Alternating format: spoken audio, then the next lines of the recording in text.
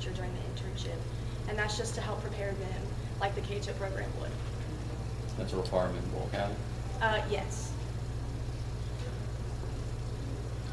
Did you guys do any research on content of master's programs and if teachers that had graduated those programs felt like those programs were beneficial to them? Did they actually learn anything? Was it beneficial to their performance in the classroom? Yes, because when you do your bachelor's, it's very generalized. So you have to go through the process of doing elementary school, middle school, high school, and even some colleges have even experienced university teaching. So when you have that much, you only have 4 years, and that takes up a lot of time to spend hours in those different classes. So you don't have the same amount of time as you do in a master's degree to dive into your content learning. So your bachelor's barely scrapes the surface of it, but when you do your master's, you have all of that time to dive in, learn your core content, learn how to deal with your different learning types. So auditory, kinesthetic, visual, unlike in the bachelor's. Did you look at any of the 5-year programs where a freshman is immediately immersed in the classroom and over 5 years he or she will receive both a bachelor's and a master's degree? Ohio State has that program, several other universities.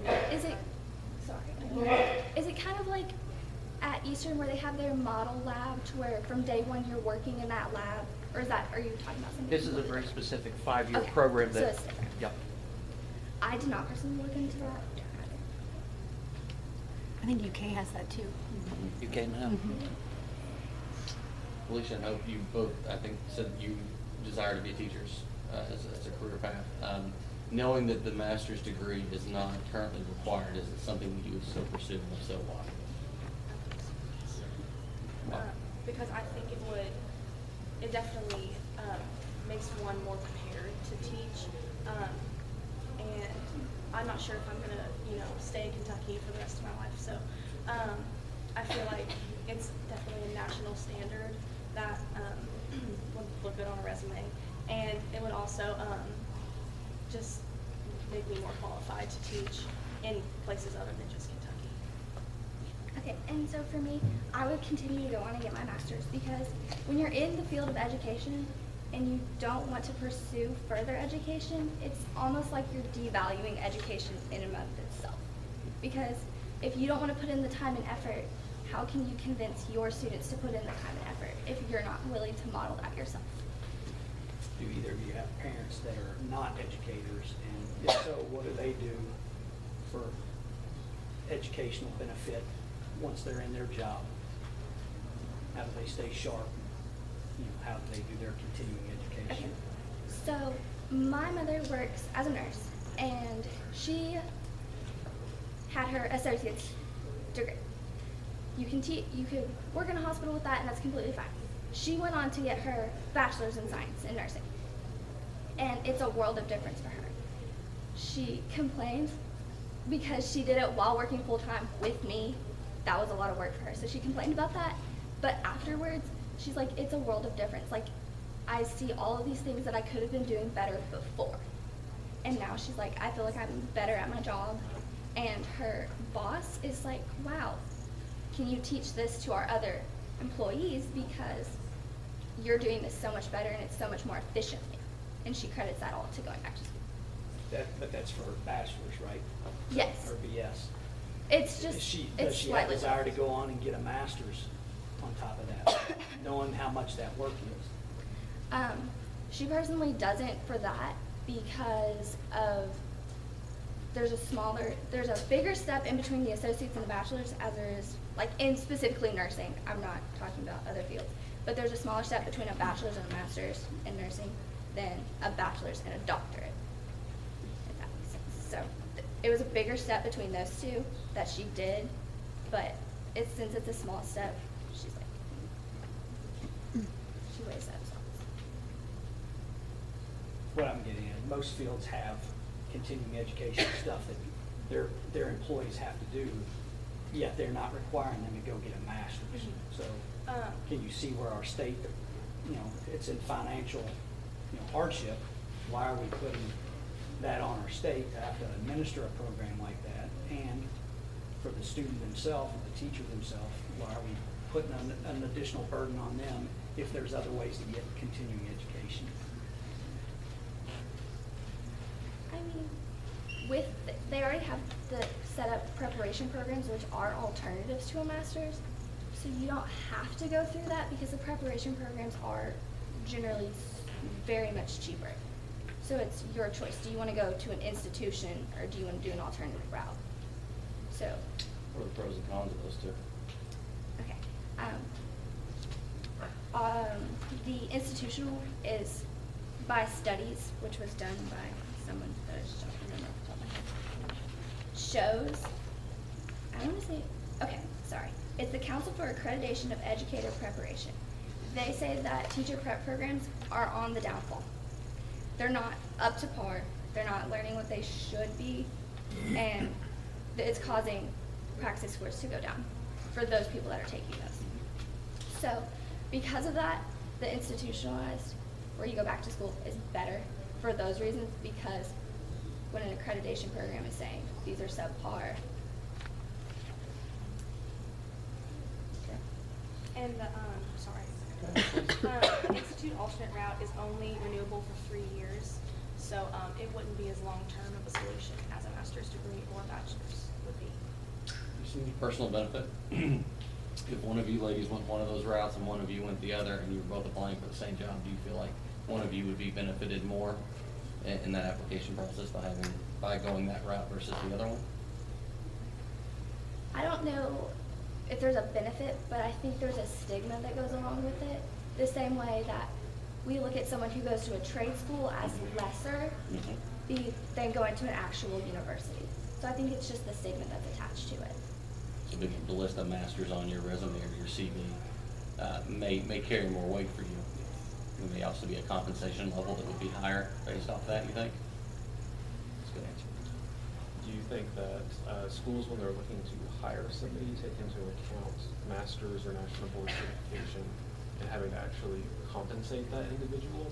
And would they potentially hire somebody that they could pay less to fill the position? So are you educating yourself out of a job at some point?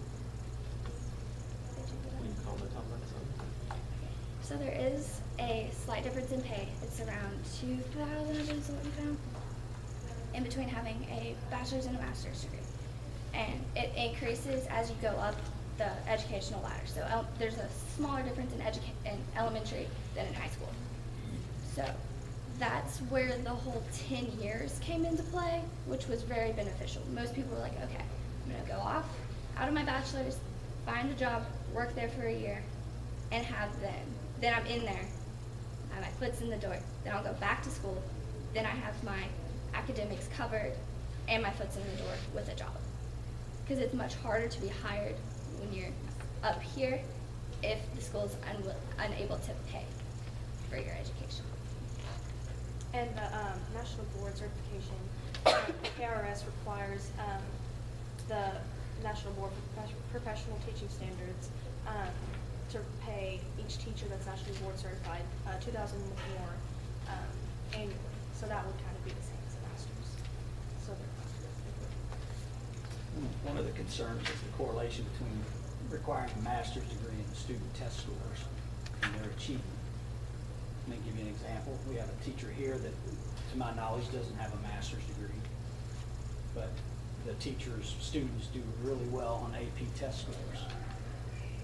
So in this case, the teacher, it's not necessary for that person to require a master's to do a great job teaching in class. If you go and stick that teacher and say, hey, you need to get your master's, could you see where there could be a decline in that teacher's performance in their classes here because they're focused on their own education, whereas now they're able to just focus on their classroom job and their teaching? You see that? My suggestion for that would be to look into the route of excellent work ethic, that alternative, because there is one. With the 10 years, you have good work ethic, you have recommendations from other people, you can be credited with your alternative to a master's. Then they're not having to focus on that work. As long as they've been in their position for that many years, they have all of the backing from their higher authorities like principals, assistant principals, and everything like that, then they're accredited. They're still being able to focus on their immediate students, and then Is there a difference in public and private schools as far as the ability to get those sorts of certifications? So if this is a teacher here, obviously, at a private school, private institution, what does that look like as opposed to if they were teaching in a public institution? Well, at private schools, teachers usually don't get paid as much as public school teachers do. So definitely the weight of trying to get their master's degree while also teaching and not receiving as much as a public school teacher, that would definitely add up, especially if someone was like supporting a family. That would definitely, cause strain. and also when you come into the idea of private schools, we don't do tenure. So our teachers aren't going, okay, I just got to make it to 10 years, then I'm safe. I got my job for as long as I want it.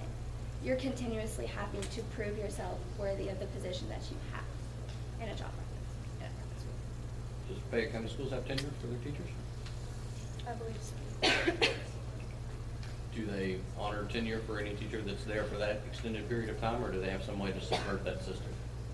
I didn't really research that. So. Tenure's through one specific school. So if you originally start at one school, then you get pink slipped and you have to move to a different school, your tenure starts all over.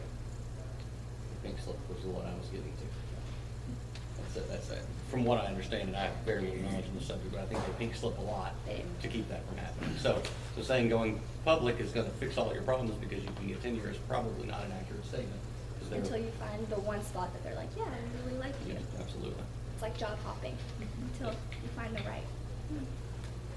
Ladies, in your research, do you think that the problem lies more with not having a master's degree or in the actual teacher prep program itself in preparing teachers to be effective in the classroom? Because they asked you earlier about the numbers. We have 114 teachers, full-time, part-time teachers here. Of that 114, 70 have their master's, 41 have a bachelor's, and then 3 have a doctoral degree. So I guess my question is, those 41 who have their bachelor's degree, what makes them a good teacher without having a master's degree? Was it their teacher prep program, even though it was an undergrad, or was it something else? I think it's definitely a combination of their work ethic and also the program that they were under. I feel like you can try to learn as much as you can, even if it's not a great program, and you can use outside sources and possibly try to be mentored outside of the K-TIP program from teachers that and I feel like they shouldn't just pin not being a good teacher just on their education program, because they can take outside steps to try to learn as much as they can through those programs. So I'm going to consider, we're going to build a little house, a metaphorical house. So your educational degree, where you're getting your levels and all of that, that's your foundation. If you have a good foundation, then you're going to have a sturdy house, because you then take your foundation and you're building upon that. So as long as you continue to put in your work, you're doing all of this, you're going to have a nice house. But if you have a rocky foundation, you can still have a decent house, but one day that might crumble because you have a rocky foundation. But you can have a perfectly solid foundation, not put in the work ethic, and have a tiki hut that falls over the first day it rains. As far as teacher preparation at the secondary level, what is the requirement as far as subject matter? If you wanted to teach history or geography, is there a requirement that you have to have the equivalent of, say, a major in that field? Or is that subservient to the teacher prep coursework? Yes, you would take the Praxis 2 exam, the subject assessment. You would take that for the course that you were hoping to teach. But what about when you're actually in college taking courses? Do you need the equivalent of, say, a major in history, 18 to 24 hours? Is that required for For a master's or an undergrad? I'm talking about bachelor's degree. Yes, for the bachelor's degree. Okay. So is it possible in Kentucky with the new program, can someone get their bachelor's in history or their bachelor's in science and not have any education classes and still become a teacher? Can they just take the praxis, or do they have to go through some kind of teacher prep program? I believe that they would have to take some type of education program, just because going in blindly knowing, like if I wanted to be a math teacher and I knew how to do addition, that doesn't mean that I would. I have an English degree and a bachelor's. I started teaching when I was a bachelor's in English. But they would also have to have some kind of education experience in classes and not just.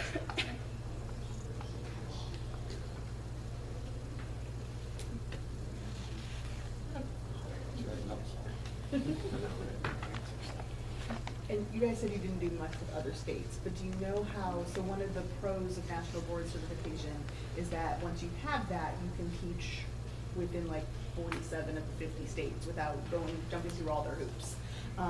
Do you know if other states, like if you jump straight from bachelor's and don't do your national board, do other states still require master's programs? So like if you start teaching in Kentucky and then move to California, is that gonna hinder you not to have your master's? Because the majority of states still do require their masters. We are kind of a forerunner in this, so this is uncharted waters. So we're lowering the bar before everybody else? Yes. Wow, fantastic. Yes. Okay. So, Do you feel like other states are gonna follow suit? Or do you feel like they're gonna go, hey, those Kentucky people are just crazy? I think it's going to take some time for them to see how this affects immediately, which obviously it's going to take like 10 years before you start seeing true effects, because otherwise right now all the teachers that are employed are most likely have their masters or they're working on it because that's the rule that they were grandfathered under. But now with the new ones, it's going to take a while for them to graduate college, get a job, and then for those children that they taught to then grow up, for us to see the true effects of it. Didn't we say that a number of teachers were already starting to teach with just a bachelor's degree? They just had that 10-year window to get their master's, so will that ramification really be felt sooner rather than later? So if you could have a bachelor's degree right now, even before they took that requirement of the master's degree, you could still go ahead and teach. We already have a number of teachers with just bachelor's degrees, correct?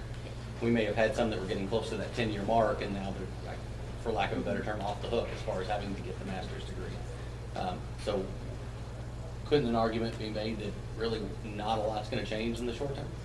In the short term, yes, I agree with that argument, because it's the same as, like you said, those who are there. But it'll take a while for those teachers that do have their masters to filter out, so that you're left with just the bachelor's degree teachers to do the ramifications.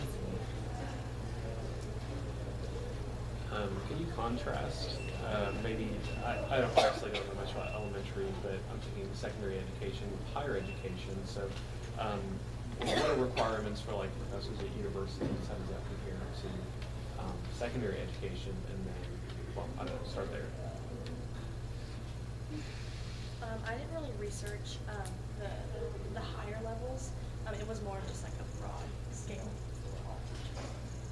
So I can tell you to teach even just at BCTC, they don't care if I have a teaching degree at all.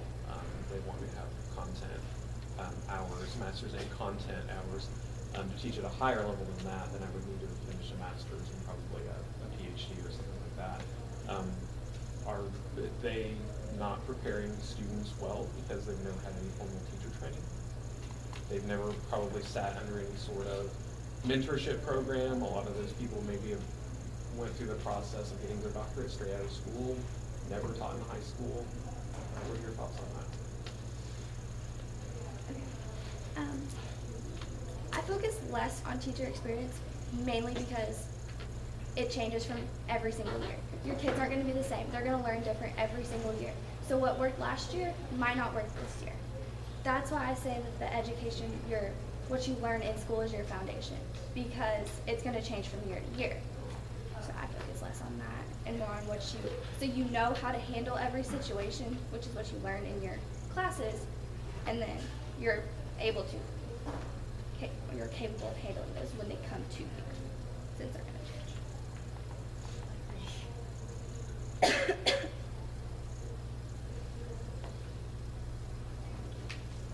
Would you say that there are teachers who have their master's degrees that we wouldn't qualify as good teachers? On what level? Just use your definition of the word good, okay? Do you think there are teachers who currently have a master's degree who wouldn't qualify as what we would deem a good teacher?